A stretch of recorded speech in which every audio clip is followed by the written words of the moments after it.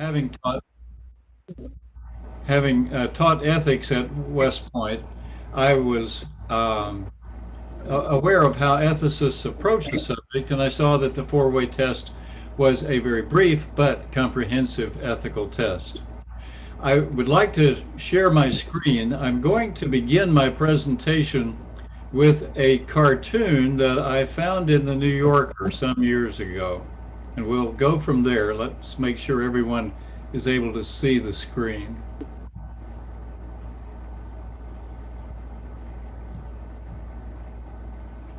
All right, is everyone tuned in with me? Do you see four old businessmen sitting around a table looking rather befuddled? Is everybody with me? Can you hear me okay? Well, you can see that one of them has spoken into his intercom and asked, Miss Dugan, will you send someone in here who can distinguish right from wrong? I'm sure that the editor of the New Yorker and the one who drew this cartoon intended it to be funny. And in one sense it is. But I actually look at that from a serious viewpoint with admiration. First of all, there are four guys there who actually want to distinguish right from wrong. And not everyone has that perspective. And then secondly, these four men are willing to ask for help. And some of the situations that are the most difficult, the most taxing, are the ones on which we really need help. We need to work together to figure out objectively with others what is the right thing to do here. So I'm going to use this as my introduction to this title, Applying One's Personal Ethics, starting with the four-way test to seriously difficult cases. What do we mean by seriously difficult cases? They're not necessarily well-known cases, but I want to show you two that are well-known, which involved people having to face seriously difficult ethical reasoning all the way up and down the chain of command of two organizations. First of all, I was in Vietnam on March 16th, 1968, not many miles away from the My Lai hamlet, where American soldiers landed in helicopters under orders to shoot everyone because all non-combatants had theoretically been relocated and only enemy combatants would be remaining in the village. And so soldiers under orders to kill everyone began killing, even though the only people they found in the village were old men, old women, pregnant women, and women with children. Some chose not to obey the order. Others did not. Seriously difficult ethical reasoning situation. Another one that is well known is this. January 28, 1986, Space Shuttle Challenger explodes in air with millions of people watching. All up and down the chain of command for the decision making before and after launching the Space Shuttle Challenger faced seriously difficult ethical decisions. The investigations later showed that the Thiokol director of the shuttle rocket booster had actually urged canceling the launch because he felt like the rubber gaskets were going to freeze and possibly malfunction. He was overruled. The shuttle was launched, and indeed, we know the outcome. I think it's important as we think about seriously difficult cases to realize that across history we have much evidence that not everyone is even interested in what we are talking about tonight. I would like to go back 2,500 years, 2.5 millennia, to the beginning of what is known as the Greek intellectual Renaissance, when Socrates was born 470 BC. And his student Plato recorded Socrates going around the city-state of Athens asking people, what does it mean to be just? What does it mean to be right? And Socrates was asking that question in the broad sense of how should we organize our society so that every member of the society is respected, has the opportunity to thrive and fulfill their potential. Well, one of the first people to respond to Socrates, not the first, but I think it was the third in the book, Thrasymachus of Chalcedon, was anxious to respond to Socrates. And he said, Socrates, just or right means nothing but what is to the interest of the stronger party. Thrasymachus was arguing that there is no basis for determining right from wrong, just or unjust. But even if there were a basis, it would be irrelevant. What is relevant in the attitude of Thrasymachus is power, accumulating power so that you can make the rules. And then you make those rules so as to sustain yourself in power, and then use that power to serve your self-interest and that of your friends and to hurt your enemies. So power becomes central, not any notion of ethics. I want to contrast that viewpoint. That viewpoint we summarize as might makes right. Them that has the gold make the rules. But it was Abraham Lincoln who, a couple of millennia later, was in New York City because he was a candidate to become the candidate for president of the new Republican Party, which was being stood up to oppose slavery. And when he came to New York City at the Cooper Union, he gave a major address that he had spent months preparing for. He later said it was the address that gave him the presidency. And in it, he faced the issue of slavery very directly. And at the end, his final sentence in this multi-hour address was this: let us have faith that right makes might. And in that faith, let us to the end dare to do our duty as we understand it. Now, Abraham Lincoln was taking Thrasymachus and turning him on his head. Thrasymachus had argued might makes right. But Lincoln was saying, no, there is a basis for determining right from wrong.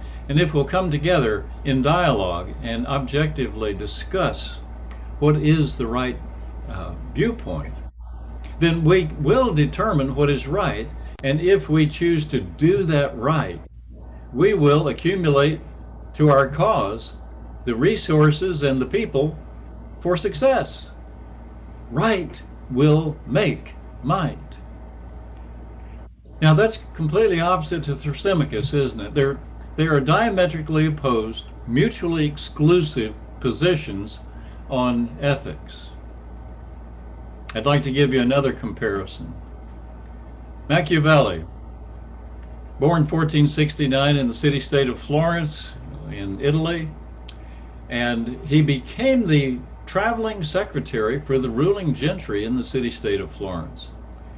And he served in that role for 14 years before the Medici family came back into power in Florence. He lost his job and he was exiled to his villa, where he wrote a little book to capture the essence of the power politics he had observed. He titled the little book The Prince, and hoped that he would curry the favor of the new Medici prince and perhaps get his job back. In chapter 18 of his book, the chapter is titled, Whether a Prince Ought to Keep His Word or Keep His Promise. And he very quickly in that chapter concluded that no, if a prince really wants to accomplish great things, he must not keep a promise when it is no longer in his interest to do so. Why not? Well, men are bad. They're not going to keep their promises to you. You're not obligated to do that for them. Now, he also said, now make sure that folks don't realize that this is the way you operate. You don't want to be known as someone who breaks promises, but still, in the interest of the cause of collecting power, that's what you're going to have to do. Now, contrast Machiavelli with Marcus Aurelius, who eventually became the emperor of the Roman Empire. And as he traveled, he kept a journal, which is now available to us as his meditations, the Meditations of Marcus Aurelius. And in it, he recited all of the people who had spoken into his life, who had helped him to become a manner of virtue and honor. And he would use it also as a place to exhort himself. And one of those exhortations was this. He said to himself, Marcus, never value anything for yourself which would cause you to break your promise. Wow. Now, realize that he wasn't writing this to impress us. He had no idea anyone would read his meditations. And he also, being the emperor, he had no limitations. He was unconstrained in his behavior, but he was choosing as a matter of self-discipline to say, Marcus, never value anything so much it would cause you to break a promise. He was choosing for himself the kind of person he wanted to become. And he would not break a promise, in contrast with Machiavelli. Again, Machiavelli and Marcus Aurelius are taking diametrically opposed positions. They're mutually exclusive in their address to ethics. Now, as we look at this array across time of two men who were not interested in ethics at all and two men who were strongly interested in ethics, we have to ask, well, why should we be moral? I had a student in one of my seminars many years ago who stood up after we studied a case, and he asked, but sir, what if I don't want to do it? Why should I be moral? And I realized that we really have to address that question first before we'll even be interested in how to do moral reasoning. Why should we be moral? Well, I think there are two categories of motivation for being moral, the intrinsic and the extrinsic motivations. Here are three thoughts regarding intrinsic motivation, or two thoughts rather. Lawrence Kohlberg was a professor at Harvard when I was studying there, and I read his book on the stages of moral development. He had done a longitudinal study of moral development, and if I could rather broadly summarize his conclusions, the first stage that he found was that people start obeying society's rules in order to get along, in order to accomplish things, in order to stay out of trouble. But then they eventually realized that, wow, when most or all of the people in society choose to follow these civil rules, it works for everybody. It sort of provides the grease for the machine. It's a social contract idea of ethics, that if we'll all pool in together and respect one another, we'll enjoy a better life. We'll achieve that kind of life that Socrates was talking about, where everyone can thrive and fulfill their potential. But Kohlberg found a third stage beyond the social contract. He found that there was a stage that is represented by our example of Marcus Aurelius. He found there were people who were choosing unilaterally to follow a higher standard of morality than that required of their society. They were becoming autonomous moral agents, setting their own moral standard because they realized that that was the kind of person they wanted to be or to become. And as people move through those stages of moral development, you see a list of benefits in the second bullet there, the benefits that accrue to developing that moral character. Character being the set of habits that cause us to think in moral terms on a regular basis. But there are also extrinsic motivators as well. I'm not going to go in detail into these. I would urge you, you can Google any of these three and find that each of these authors is providing a proof that leaders who have strong, positive moral character are nearly always more successful than those who do not, particularly those more than those who are self-interested, self-motivated, pursuing power, fame, status, and so forth. So we have very good reasons for choosing to be moral, both intrinsically and extrinsically.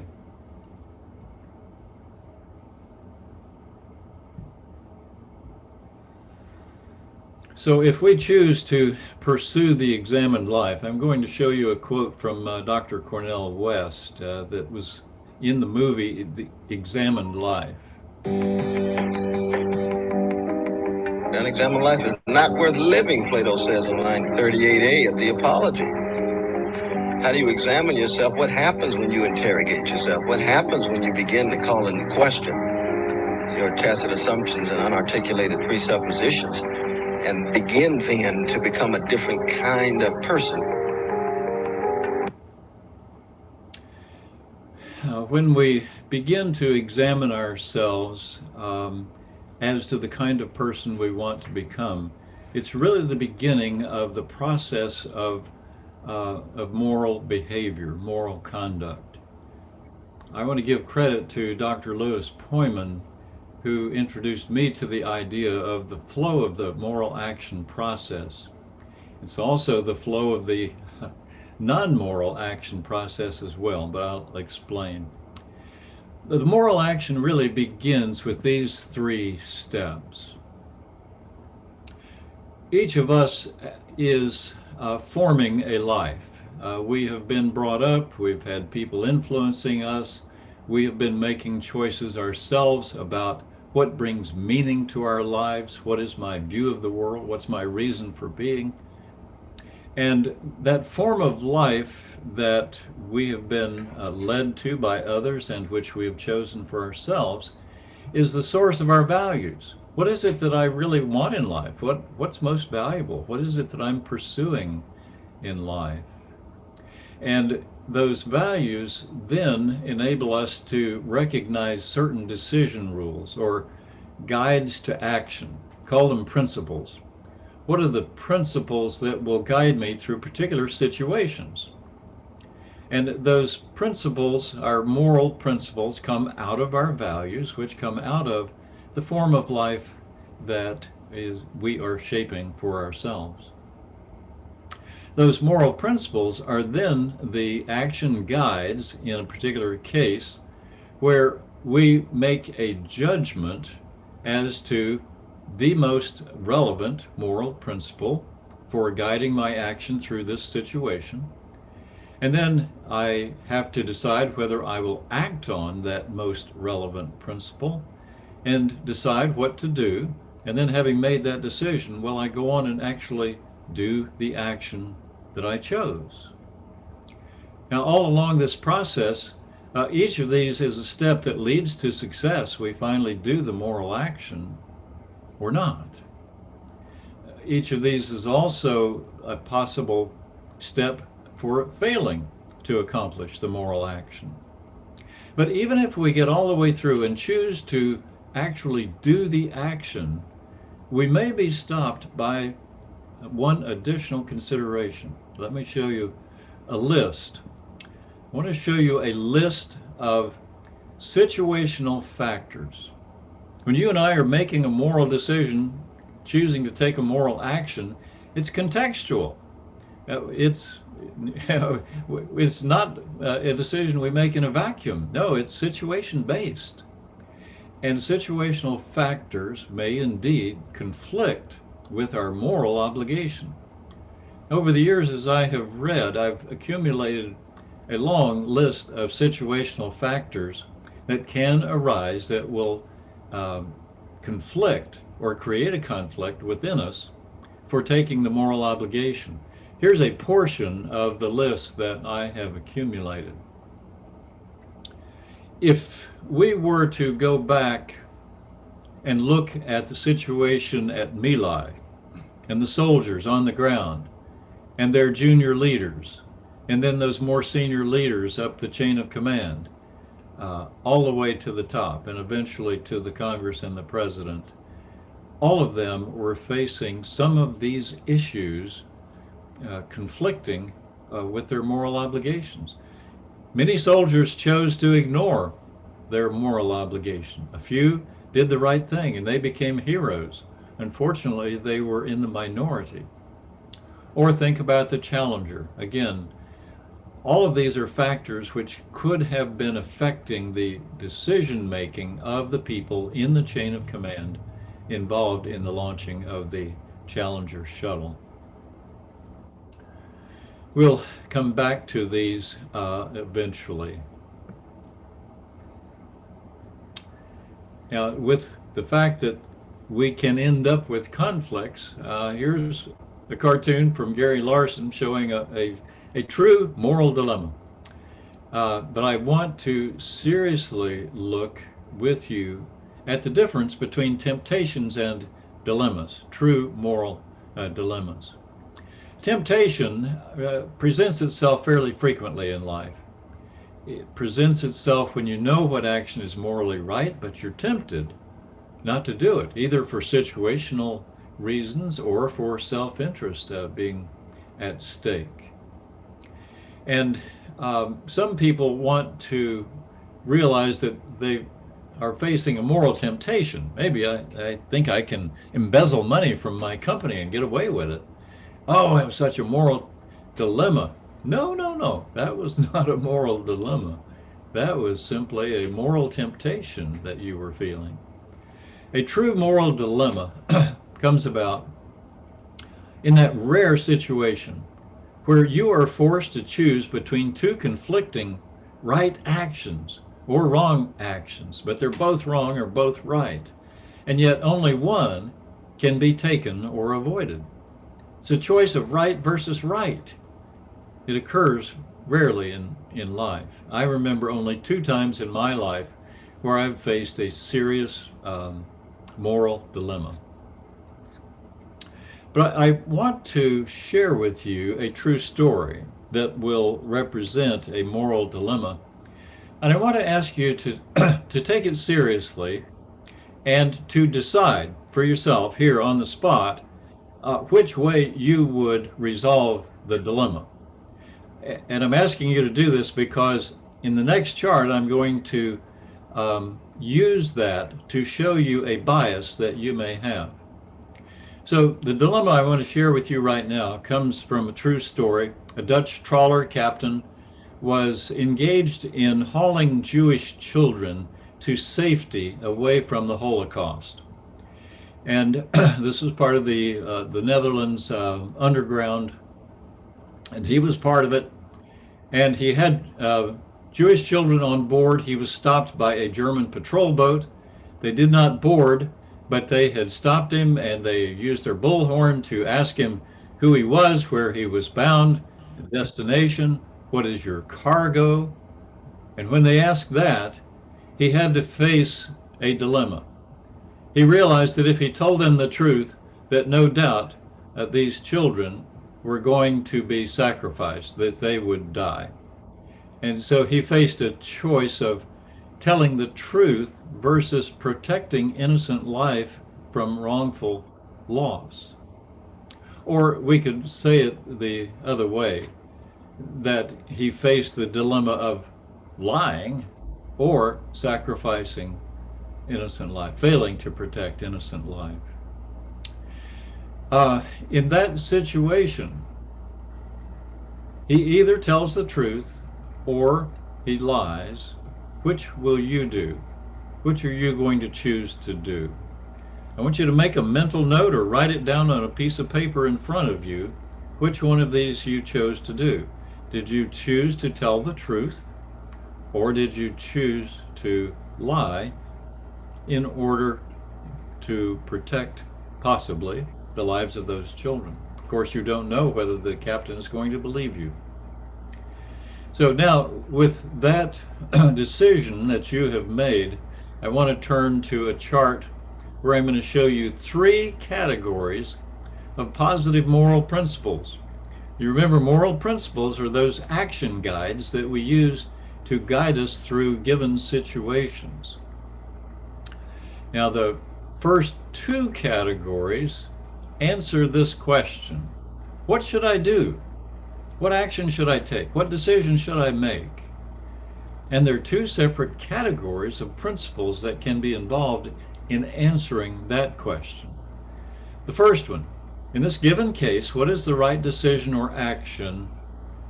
What are the principles that are morally obligatory here, regardless of the consequences for people of this action? So, justice, promise keeping, truth telling, these are principles. Respect for human life, respect for peace, for example.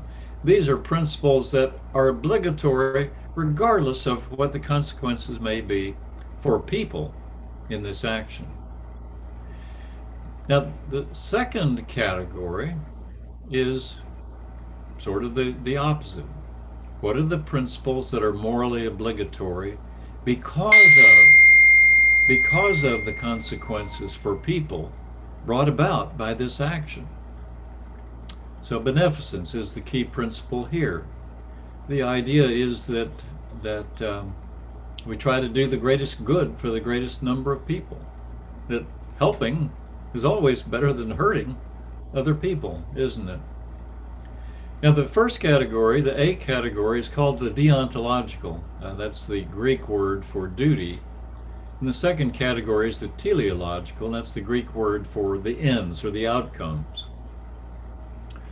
Now, if in the moral dilemma that I described to you, you, the Dutch trawler captain, if you decided that you had to tell the truth and that the consequences that would come about were not your responsibility, that your responsibility was to tell the truth, then you were acting on a principle in category A. You were choosing a moral principle that was obligatory regardless of the consequences for those Jewish children. But if you said, no, I don't know what will happen if I lie, but I think I'm morally responsible for what I think will happen, and I think those children will lose their lives, and that my only way of protecting them is to tell a lie. And so if that was your choice, to tell a lie to protect those children, then you were operating on a principle out of category B. Now, I wanted you to write down your choice because later I'm going to ask you to use both of these categories in your moral reasoning, and I want you to be thorough in going through both categories. And what I wanted you to observe is if you chose category A for your answer to the Dutch trawler dilemma, then you may have a bias for acting on principle regardless of consequences for other people. But if you chose to tell the lie, then you may have a bias in favor of caring for people, disregarding the principles that you're violating. So you need to know that bias in advance, because when it comes to seriously difficult decision making, you're going to have to thoroughly explore both of these categories and not jump in advance to one or the other category. Now, before I go on, you notice this chart is titled 3 categories. The 2 categories you see here answer the question, what should I do? How should I act here? But the third category answers the question, who should I be? What kind of person should I be in order to almost automatically do the right thing, to make the right choice between the categories up above? This is the arete category. Arete is the Greek word for virtue. So this is the person who has grown over time in their habitual moral thinking. so that they almost automatically analyze both of those categories up above and choose to do the right thing. And we're reflecting here on Aristotle, the third in the Greek intellectual renaissance. He was the student of Plato, and it was Aristotle who said, look, ethics comes out of who we are as a person. The action or the decision is going to issue forth out of who you are, who I am. And so the important emphasis is for us to focus on building the strong, positive moral character of the individual. And this becomes a reasonable test for us later on in this discussion. So now let's turn to our moral reasoning. And I said we would start with the four-way test of the things we think, say, or do. You probably are familiar with the history that Herb Taylor in 1932 was asked to take over Club Aluminum. And he said he was asked by a banker to take over the company because the banker didn't want to foreclose on them. And they were $300,000 in debt. And so he took over, and he said that the company had good people, but their competitors did too. He said the company had a good product, but their competitors did too. And the company had 300,000 in debt, and the competitors did not have that kind of debt. So as he looked for what can possibly be our competitive advantage, our comparative advantage, he decided it would be ethics, that we will be more ethical, more trustworthy, more reliable, more promise-keeping, more truth-telling than our competitors. And he studied and he studied and he looked at rules and he looked at long lists of rules and decided, no, I just want 4 questions. And he came up with the 4 questions that you know. And 2 of them are in the deontological category. We tell the truth, we act in fairness, regardless of the consequences for people. Sometimes telling the truth hurts, doesn't it? Sometimes being fair hurts some people, but it is a moral obligation. But then questions 3 and 4 are from the teleological category. We know that immediately from the first 2 words. Will it build goodwill and friendships? Will it be beneficial to all concerned? I'm having to project myself into the future and predict the future consequences of the action that I'm about to take, in the belief that I am morally responsible for what I think I will bring about by my decision. It may not turn out that way, but I am morally responsible for what I think I am about to cause to happen. So again, the 4-way test is an evenly balanced 2 deontological questions, 2 teleological questions. It's a great rule of thumb for us to be carrying with us in our daily decision making. But it's inadequate. If we just look at 1 and 2, remember what Machiavelli said. Now don't bother to keep a promise if it doesn't suit your purpose. Remember Marcus Aurelius. Never value anything that would cause you to break a promise. Well, that's a key deontological rule or moral principle that is not captured by the 4-way test. When we look at building goodwill and friendships, beneficial to all, well, beneficial to all becomes difficult because sometimes that's not possible.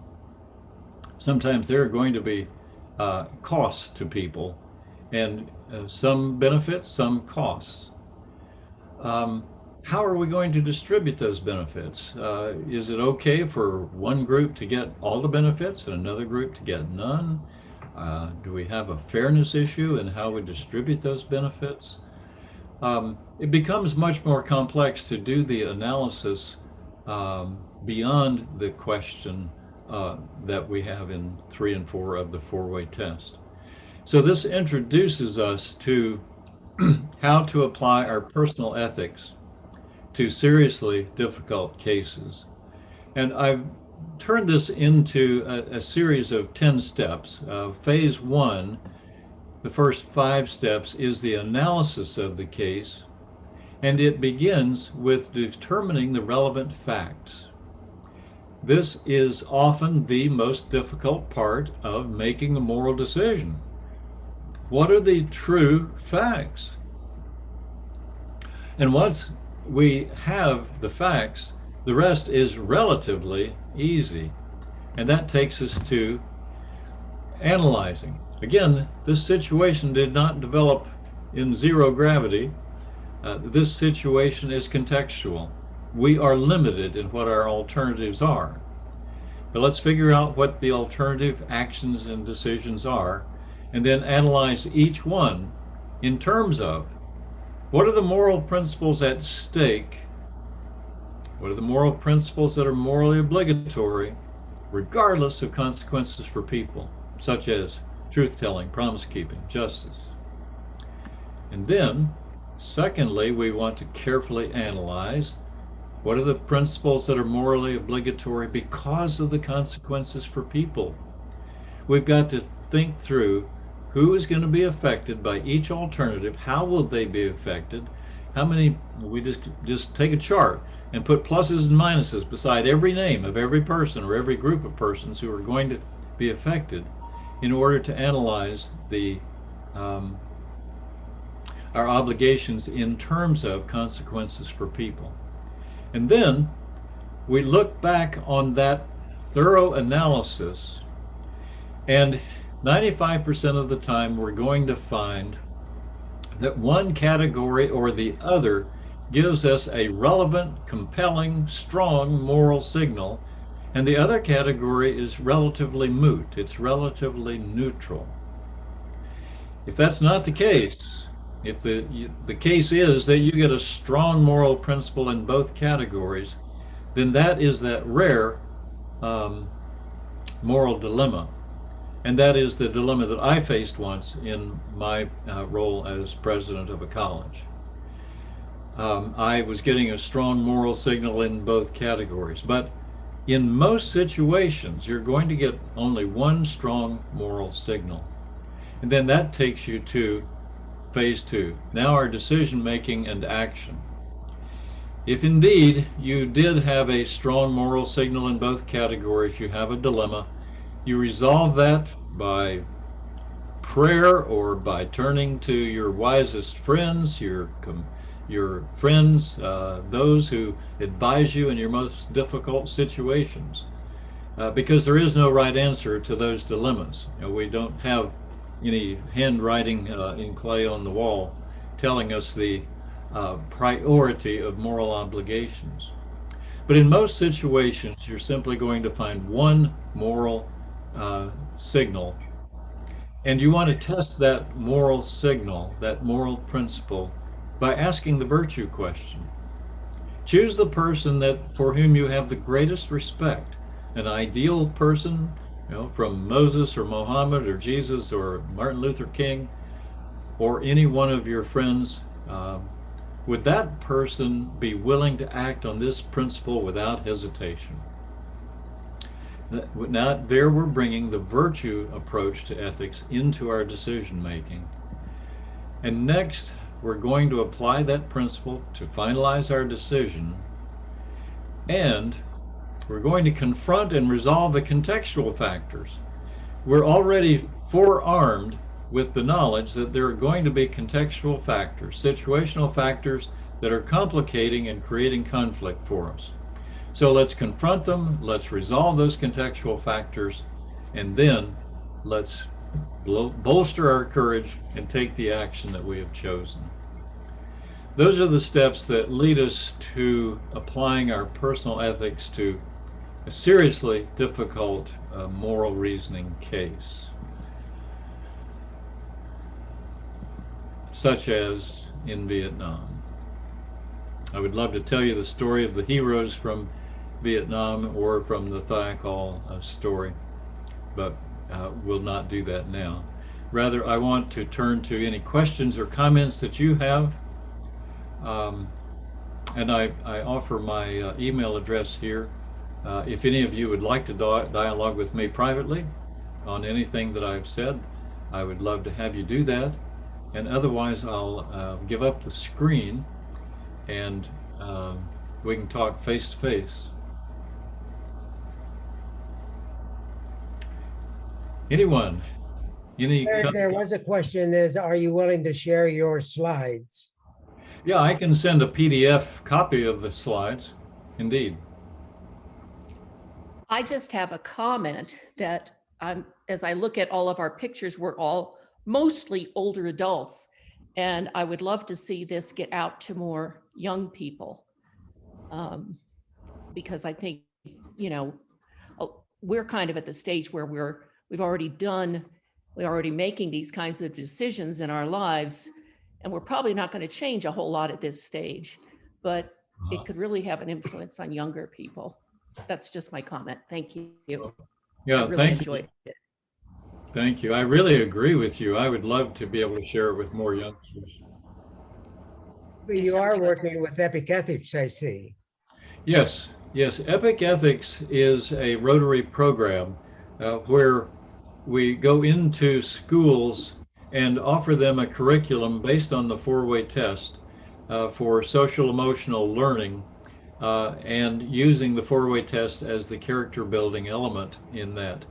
And it is a curriculum that is extremely well done, and we would love to sell it through Rotary clubs to schools. Elementary schools is the primary target for us.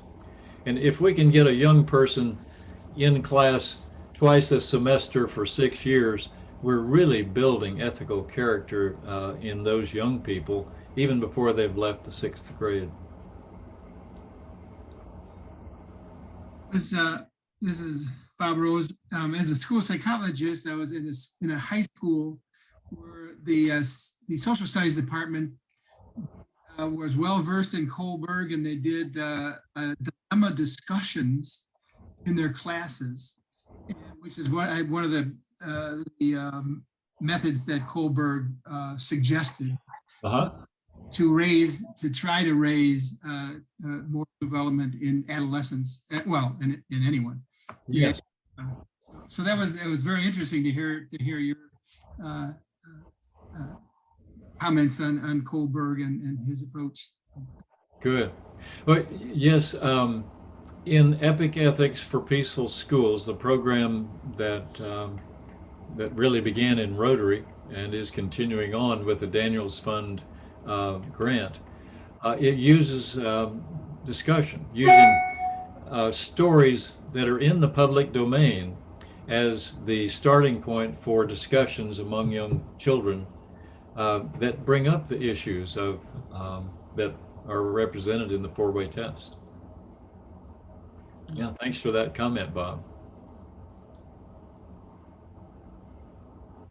Yes. Hey, Larry, it's Dave, and I've heard a few of your presentations over the few years, and for some reason tonight my brain is going to politics and trying to put this into how even politicians are looking at it. And I'm kind of a policy wonk, and so just as a habit over the last 10-15 years, and I was just trying to think of, just even looking at Marcus Aurelius, and then even what the Romans kind of went through from a period of time, thinking of those things. And you being a former president of a college, how did politics play into sometimes your moral dilemma views and challenges over the years?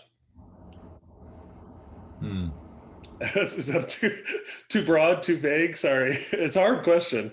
I just found myself thinking of that tonight while you were talking, especially with kind of Vietnam, was such a political button for many folks on all sides. And so, I don't know, I just kind of thought of it while listening. Well, yes. As I have reflected on Vietnam, I realized that the politics were much less attractive than I assumed as a young man. I just rather blindly went on and did what my country told me to do. Go to war. This is your country's fight. And only later did I realize that my country had failed to live up to its own promise.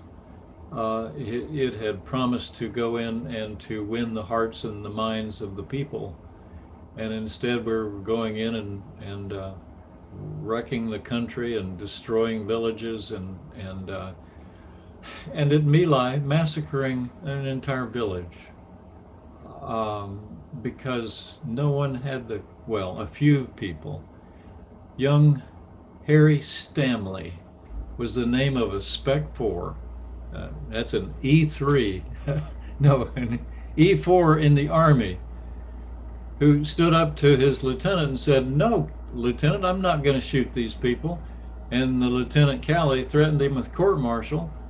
And young, uneducated Spec 4 Harry Stamley said, "Well, sir, you just go ahead and court-martial me if you think you can get away with it." He knew better than to obey an illegal order. And yet the number of people who refused to obey that order was so discouraging. And the way the chain of command operated, indeed, it was after that West Point initiated a course in ethics as a mandatory course, a course I later taught. But it was initiated at West Point as part of the curriculum because of the failure of the officers in the chain of command to do their duty. Well, thinking about politics, I appreciate your question, Dave. Within a college, politics is rampant within a college faculty. And we, of course, cannot be immune to the larger politics of society. And it was always my aim to try to rise above the political situation of the day, to say that there are more important things that we can learn and teach, such as seeking to discern the right thing and to do it, regardless of politics. And if you're called to put your duty ahead of getting votes and getting reelected, well, do it. Be willing to lose a job in order to protect your integrity.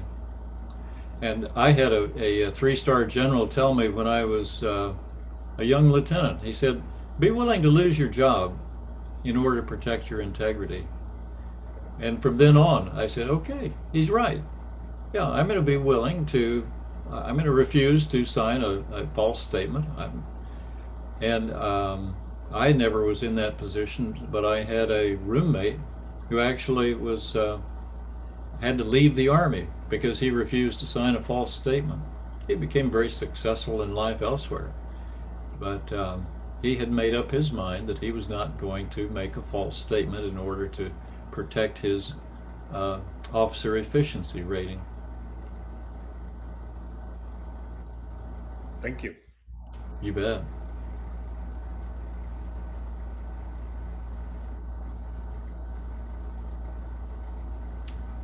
Hi, can you hear me? Yes, I hear you. Thanks. I'm on a phone. I'm in the mountains. I think all of this ethics and moral reasoning conversation seems to be reflective of white values.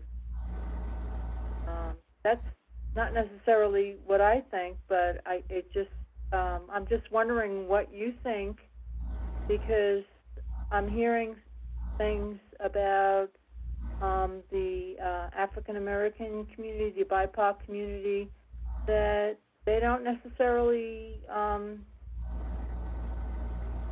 understand or agree, or this isn't in their brains. Just want to know what you think about that remark. Well, the first thing that comes to my mind is that young Harry Stamley was a black man. And he's the one who stood up to Lieutenant Calley and refused to kill people in cold blood. He had a sense of right and wrong, and he chose to live by it. even at the threat of being court-martialed. Thank you. You I bet. know that. Thank you. Thank you. General Hugh Shelton, when he was the head of the Joint Chiefs of Staff, was in a situation where someone suggested that they fly a reconnaissance plane low over Iraq to be shot down to give a reason to go to war with Iraq. And he told that person, yeah, we can do that. It'll take some time until your kids are old enough and trained to fly that plane.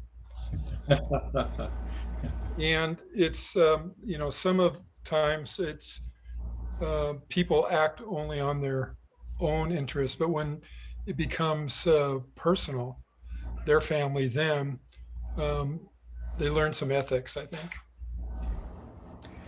Yes, and I have to admit that when politicians who don't have a stake in the game send us to war, I have to question it. I have been in war. I have sent my children to war. And the hardest thing I ever did was to think through what I was going to do if a blue sedan pulled up in front of my house and two guys in uniform walked up to the door to tell me that my son had been shot down over Iraq. It took me about 2 weeks to make peace with that potential risk. And when politicians don't have skin in the game, it makes it easy for them to make decisions that ought to be much more difficult. Yeah, thanks for that quote, Tom. By the way, the person who suggested this was Madeleine Albright. Ah, very good. She took her idea off the table. Oh, I see. Yeah, I bet she did.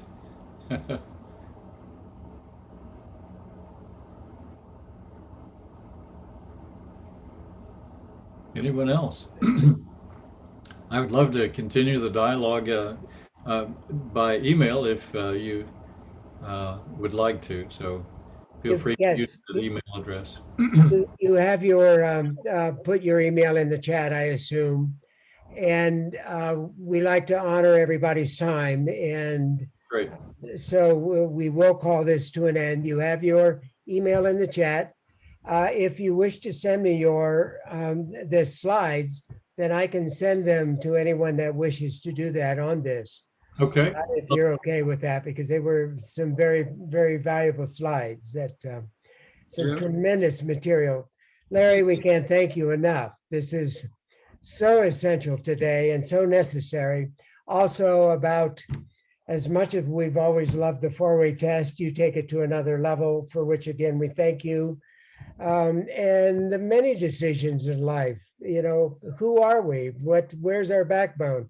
One of the requests that I make for myself is to have the courage of my belief. And every morning I pray for the courage to be the person that I like to think, or at least my dog thinks I am. But the understanding and the courage, and then a pet on the dog, and I'll say, dog, today I'm going to try and live up to your ideals. Larry, we thank you very, very much. And with that, we will say a bid adieu until the next week.